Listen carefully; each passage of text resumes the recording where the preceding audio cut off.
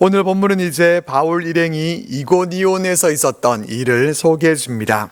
1절 말씀입니다. 이에 이고니온에서 두 사도가 함께 유대인의 회당에 들어가 말하니 유다와 헬라의 허다한 무리가 믿더라. 이고니온에서 바울과 바나바는 비시디아 안디옥에서 있었던 일로 인해서 그들이 낙심하고 주저앉아 있거나 복음 전하기를 포기하지 않고 그들은 또다시 복음을 전합니다. 이고니온은 갈라디아 지방의 중요한 도시 가운데 하나였고 유대인들이 많이 살고 있었고 또 교통의 요지이기도 했습니다. 그러니까 그곳은 복음이 전해지기 좋은 그런 곳과 함께 또 핍박도 쉽게 일어날 수 있는 그런 곳이었습니다. 그렇지만 복음 전도자는 위험을 계산해서 움직이는 것이 아니라 하나님의 부르심을 따라서 움직이는 사람입니다. 그래서 바울은 또다시 가장 먼저 회당으로 들어갑니다. 여기서 우리가 잠시 짚고 넘어갈 부분은 이 바울과 바나바의 복음 전파 방법입니다. 바울은 늘 어디로 가서 복음을 전합니까? 회당으로 갑니다. 시장에 나가볼 수도 있고 또 유명 관광지도 있을 것이고 또 맛집도 가보고 그렇게 할 수 있을 텐데 항상 먼저 회당을 찾아가서 복음을 전했던 것은 이 회당은 많은 사람들이 모여있는 그런 곳이었기 때문에 복음을 전하기에 효과적이었기 때문입니다. 당시 회당은 유대인 10여 명이 살고 있기만 하면은 어느 나라든지 어느 곳에나 세웠습니다. 그래서 바울은 먼저 유대인들에게 복음을 전한다고 하는 그 원칙 아래에서 회당에서 복음을 전했습니다. 그리고 회당에는 유대인들 뿐만 아니라 이방인들 가운데서도 이 유대교에 관심이 있는 사람들도 함께 모였습니다. 따라서 회당은 많은 사람들에게 복음을 전하기에 적합했고 유대인들 뿐만 아니라 이방인에게도 복음을 전하는 데 있어서는 가장 적절한 곳이었습니다. 바울과 바나바는 이렇게 복음을 전할 때 어느 곳에서 어떻게 전하는 것이 이 복음을 전하는 데 가장 효과적인가 하는 것을 잘 알고서 이 복음을 전하기 위해서 최선을 다했던 모습을 볼 수 있습니다. 이렇게 이고니온 회당에서 복음을 전했을 때 유대와 헬라의 많은 무리들이 믿게 됐다라고 말씀해 줍니다. 이렇게 또 많은 사람들이 복음 안으로 들어오게 됐지만은 그러나 2절 말씀을 보겠습니다. 그러나 순종하지 아니하는 유대인들이 이방인들의 마음을 선동하여 형제들에게 악감을 품게 하거늘. 여기를 보면은 그냥 믿지 않는 유대인들이 아니라 순종하지 아니하는 유대인들 이렇게 표현하고 있는 것을 볼 수가 있습니다. 믿음은 단순히 지식을 받아들이는 것이 아니라 하나님께 순종하는 것입니다. 반대로 믿지 않는다고 하는 것은 예수님을 알지 못하는 것이 아니라 하나님께 순종하기를 거부하는 것입니다. 유대인들은 이미 구약 성경을 잘 알고 있었습니다. 그들은 메시아를 기다리고 있는 그런 사람들이었습니다. 그런 그들이 메시아이신 주님을 받아들이지 않았던 것은 그들의 지식이 부족해서가 아니라 그들의 교만함 때문이었습니다. 자신들의 생각과 전통이 하나님 말씀보다도 더 앞섰기 때문이었습니다.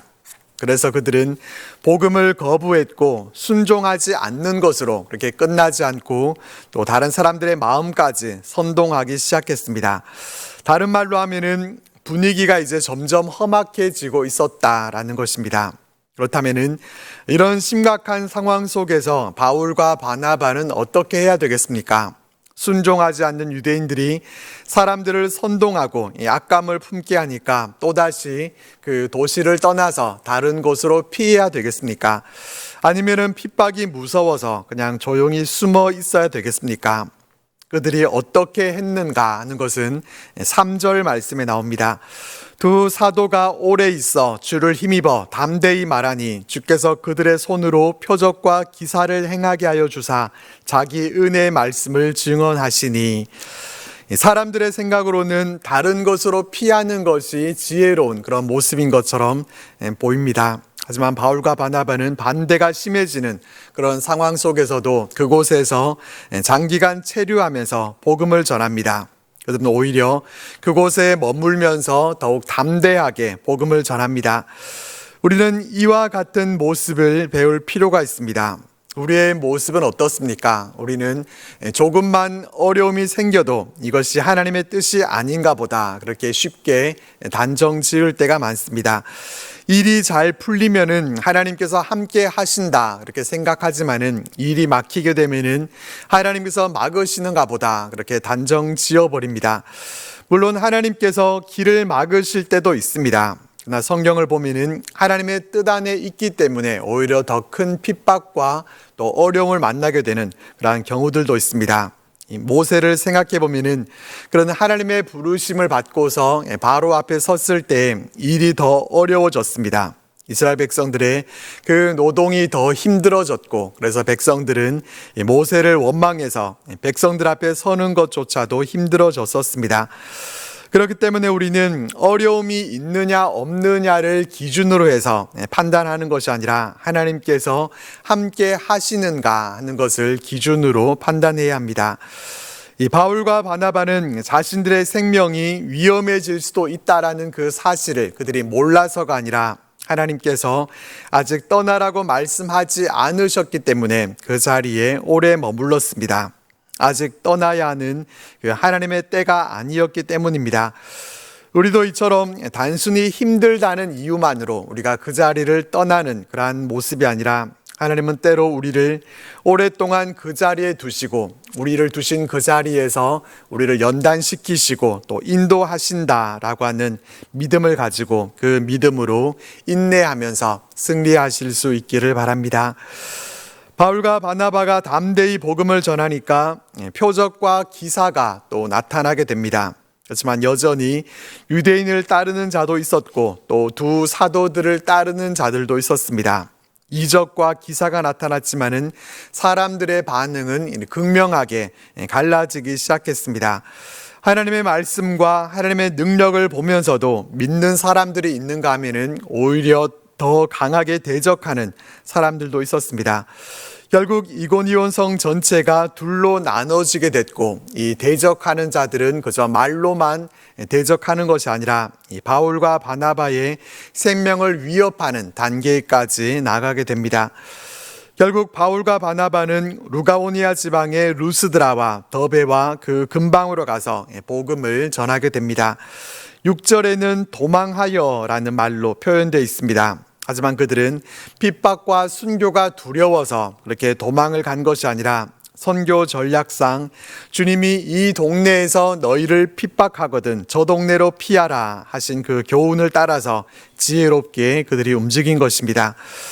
이렇게 박해를 받았다는 것에 대해서는 우리가 부정적으로만 이것을 볼 것이 아니라 그렇게 지역을 옮겨 다님을 통해서 오히려 복음이 더 널리 전파될 수 있었다라는 것을 볼 수 있어야 합니다. 그렇게 그들은 거기서도 멈추지 않고 또 복음을 전합니다. 8절에서 18절까지의 말씀은 이고니온에서 유대인의 박해를 피해서 루스드라를 온 이 바울과 바나바가 그곳에서 복음을 전할 때 일어난 일을 소개해 줍니다. 이 루스드라는 소수의 헬라인 엘리트 계층을 제외하고는 지적 수준이 낮고 또 미신적인 그러한 경향이 짙은 도시였습니다. 또한 유대인의 세력도 미약해서 하나님과 같은 그러한 유일신에 대한 개념이 없고 대부분은 제우스와 헤르메스를 섬기고 있었습니다. 그런 곳에서 복음을 전할 때 바울이 나면서부터 걷지 못한 자를 고쳐주게 됩니다. 사도행전 3장에서 성전 미문 앞에 앉아있던 사람을 베드로가 일으켰을 때와 비슷한 장면입니다. 우리는 여기서 베드로에게 역사하셨던 성령이 바울에게도 동일하게 역사하고 계신다라는 것을 볼 수 있습니다. 이렇게 나면서부터 걷지 못한 사람을 고쳐준 사건으로 인해서 이 루스드라 사람들의 반응이 어떠했는가 하면은 신들이 사람의 형상으로 우리 가운데 내려오셨다. 그들은 그렇게 소리 지릅니다.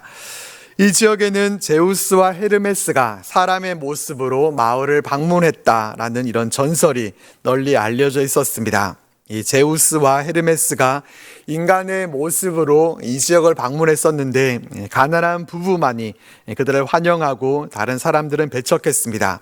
그래서 그 두 신이 너무나 분노한 나머지 이 부부만 살려주고 모두 다 홍수로 멸망시켰다라는 그런 이야기가 그 지역에 있었습니다. 그래서 사람들은 그 설화처럼 신들이 다시 내려왔다 그렇게 믿으면서 바나바는 제우스로 또 바울은 헤르메스라고 불렀습니다. 심지어는 이 성 밖에 있는 제우스 신전의 제사장까지 찾아와서 소와 화환을 가지고 두 사람에게 제사를 드리려고 하게 됩니다. 기분이 어땠을 것 같습니까? 기분이 나쁘지는 않았을 것 같습니다. 우리는 한 번도 신처럼 떠받들어진 그런 경험이 없기 때문에 잘 모르겠지만은 이것을 이용하려고 하면 얼마든지 악용해서 그렇게 행동할 수 있었을 것입니다. 그러나 그때 바울과 바나바의 반응은 어떠했는가 하면은 그들의 옷을 찢습니다.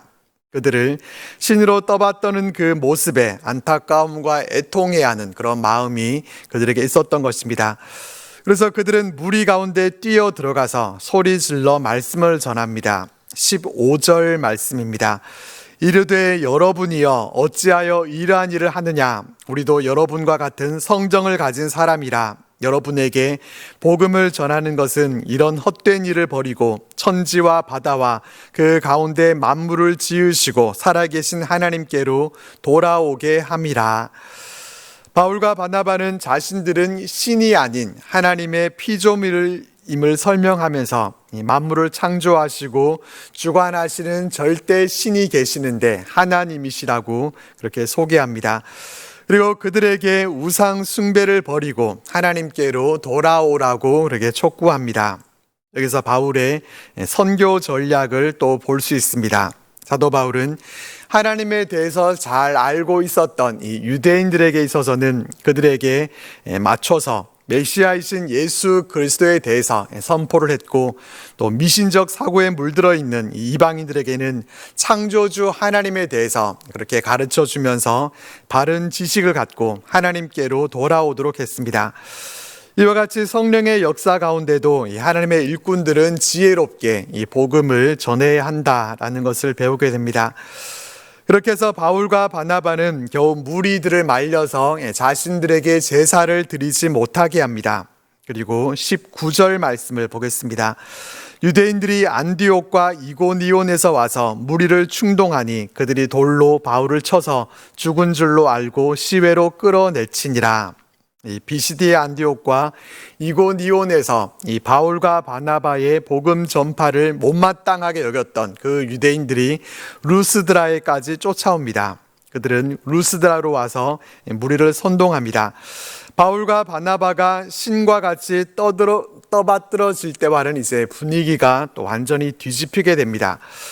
여기서 눈여겨볼 점은 유대인들의 집요함입니다. 그들은 이미 바울을 자신들의 지역에서 쫓아냈었는데 상당한 거리까지 그들이 다시 쫓아와서 루스드라에서까지 계속해서 방해를 합니다. 그만큼 복음이 퍼지는 것을 그들은 막고 싶었던 것입니다. 그리고 또 하나 주목할 점은 이 군중들의 변덕스러움입니다. 얼마 전까지만 해도 신이 사람의 형상으로 내려왔다 그렇게 외쳤었는데 그러던 그들이 선동을 받아서 이제는 신이 아니라 돌로 쳐 죽여야 하는 사람들로 그렇게 변해버렸습니다.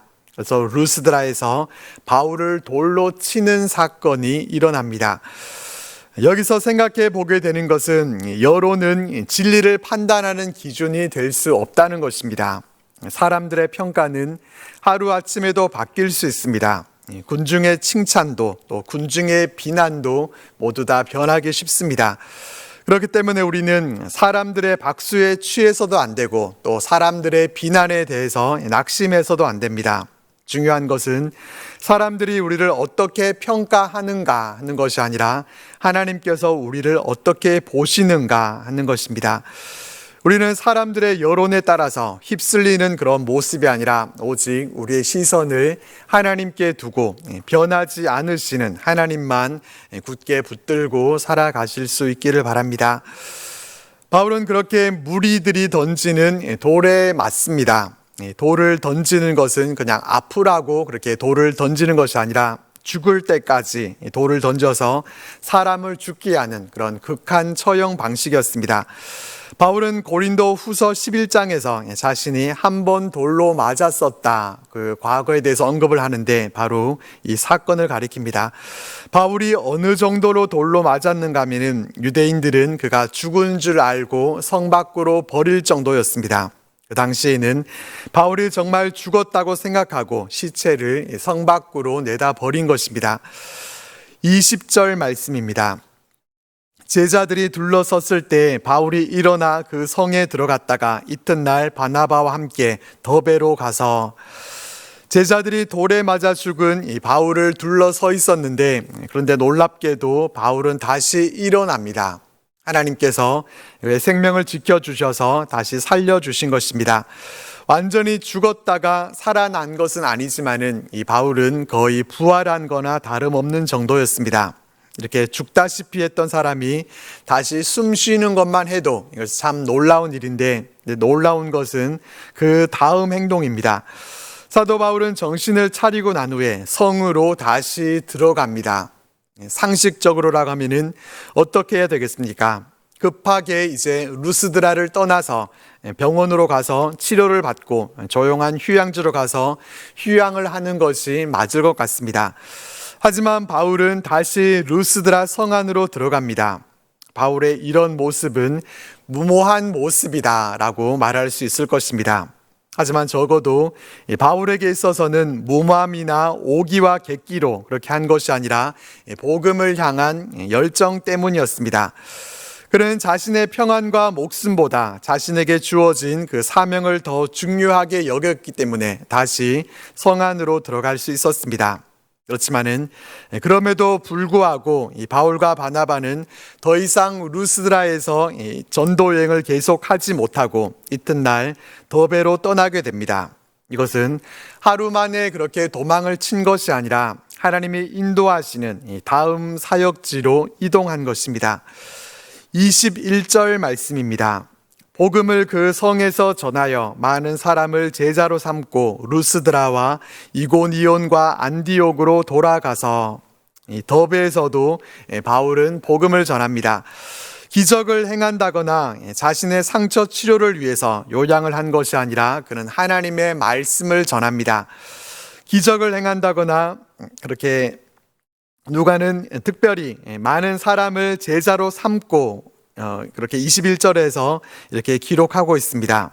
여기서 이 말은 단순히 결신자를 많이 얻었다라는 그런 뜻이 아닙니다. 이 제자를 삼고라는 말은 그리스도를 따르는 사람으로 세우고 신앙 안에서 성장하도록 양육했다라는 뜻입니다. 주님이 모든 민족을 제자로 삼으라고 하신 그 지상 명령을 따라서 그렇게 실천한 것입니다. 그리고 바울은 루스드라와 이고니온과 안디옥으로 다시 되돌아갑니다. 일반적으로 그런 상황이라고 하면은 어떻게 하는 게 맞겠습니까? 되돌아가는 것이 아니라 그냥 새로운 길로 가면 됩니다. 여기서 한번 바울의 1차 전도 여행 경로를 지도를 통해서 한번 보겠습니다. 이 오른쪽 가운데 있는 안디옥이 보이실 것이고, 여기가 수리아 안디옥이고, 여기서 배를 타기 위해서 안디옥 바로 밑에 있는 실루기아 항으로 가서 여기서 바나바의 고향 구브로 섬으로 갔었습니다. 살라미에 도착을 했고 구브로 섬에서 복음을 전한 후에 바보에서 밤빌리아 지역으로 버가로 가게 됩니다. 거기에서 위에 있는 비시디아 안디옥으로 또 그렇게 이동을 하고 또 이고니온과 루스드라로 해서 더베까지 갔습니다. 그렇다면은 이 더베에서 보면은 더베에서 가까운 곳에 사도 바울의 고향인 다소가 보입니다. 다소에 한번 들렀다가 다소에서 육로를 통해서 안디옥으로 가면은 훨씬 더 쉽고 빠르게 갈 수가 있습니다. 이제 그렇게 하지 않고 더베에서 다시 루스드라로 해서 이고니온 또 다시 비시디아 안디옥으로 해서 버가까지 갔다가 이 버가에서 아탈리아로 해서 배를 타고 또 수리아 안디옥으로 가게 됩니다. 바울은 더베에서 육로로 해서 안디옥으로 쉽게 가지 않았습니다. 그들이 거쳐왔던 그 지역들 쪽으로 다시 갑니다. 왜 그랬겠습니까?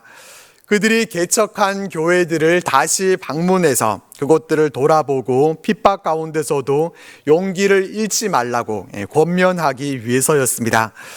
바울과 바나바가 거쳐간 곳들은 모두 다 유대인들이 핍박을 했던 곳이었고, 다시 가게 되면은 또다시 그들로부터 핍박을 당하고 또 어려움을 겪을 수 있었겠지만은 그런 것에 대해서는 개의치 않았습니다. 오직 제자들을 격려하고 또 열매들을 확인하기 위해서 위험을 무릅쓰고 다시 방문을 했습니다.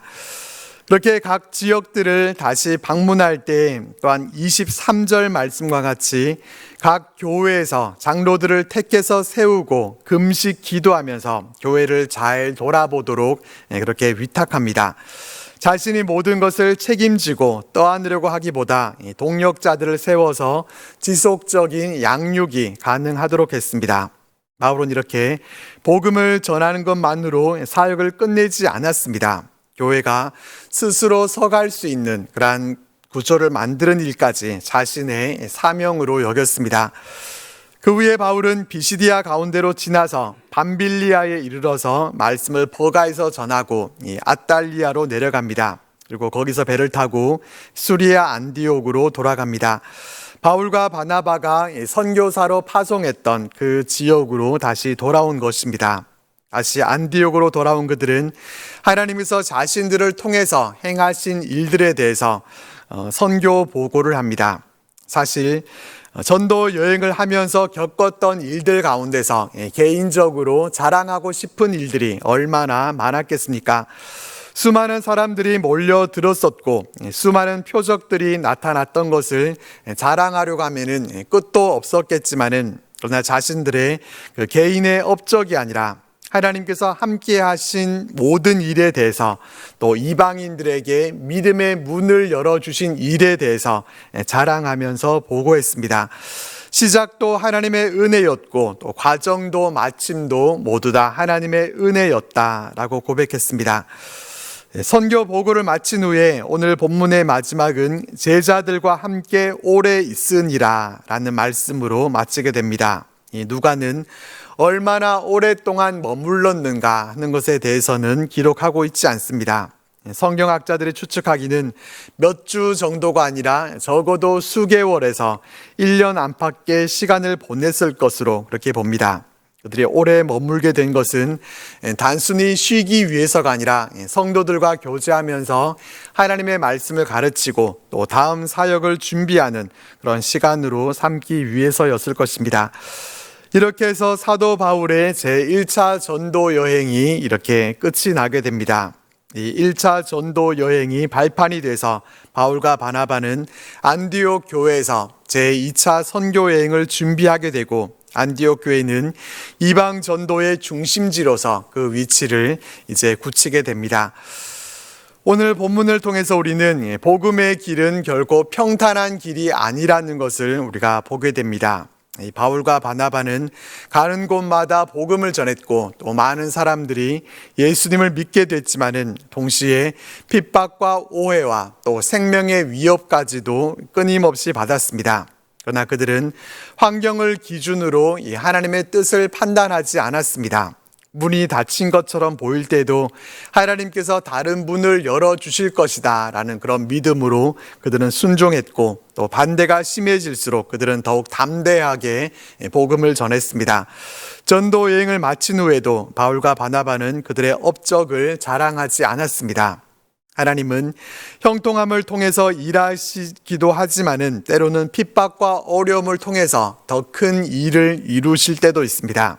그렇기 때문에 우리는 눈앞의 환경만 바라보면서 우리가 낙심하는 것이 아니라 어떤 상황에서도 하나님의 인도하심을 신뢰하면서 맡겨진 사명을 끝까지 잘 감당해 가실 수 있기를 바랍니다. 우리 삶의 모든 열매들도 우리의 공로가 아니라 하나님의 은혜로 우리가 고백하면서 끝까지 믿음 가운데 복음을 전하고 사람을 세우는 그런 삶을 살아가는 우리들 모두가 되시기를 바랍니다.